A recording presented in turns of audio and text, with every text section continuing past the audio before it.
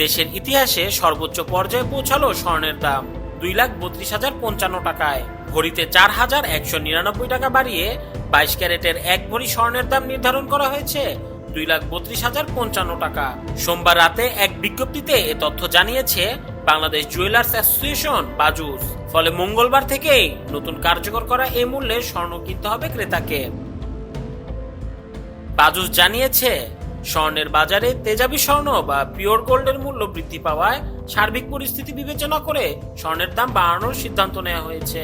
নতুন দাম অনুযায়ী 21 ক্যারেটের 1 ভরি স্বর্ণের দাম নির্ধারণ করা হয়েছে 2,21,499 টাকা। এছাড়া 18 ক্যারেটের স্বর্ণের দাম ভরিতে 1,89,890 টাকা, আর সনাতনী পদ্ধতির স্বর্ণের দাম ভরিতে 1,56,881 টাকা নির্ধারণ করা হয়েছে। স্বর্ণের বিক্রয় মূল্যের সঙ্গে সরকার নির্ধারিত 5% ভ্যাট এবং বাজুস নির্ধারিত ন্যূনতম 6% মজুরি যুক্ত করতে হবে বলে জানিয়েছে বাজুস। তবে গহনার ডিজাইন ও মানভেদে মজুরির তারতম্য হতে পারে।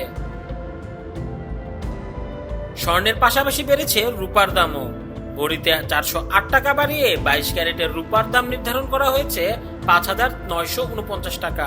এছাড়া 21 ক্যারেটের রূপার দাম ভরিতে 5,715 টাকা, 18 ক্যারেটের দাম 4,899 টাকা এবং সনাতন পদ্ধতির রূপার দাম ভরিতে 3,674 টাকা নির্ধারণ করা হয়েছে।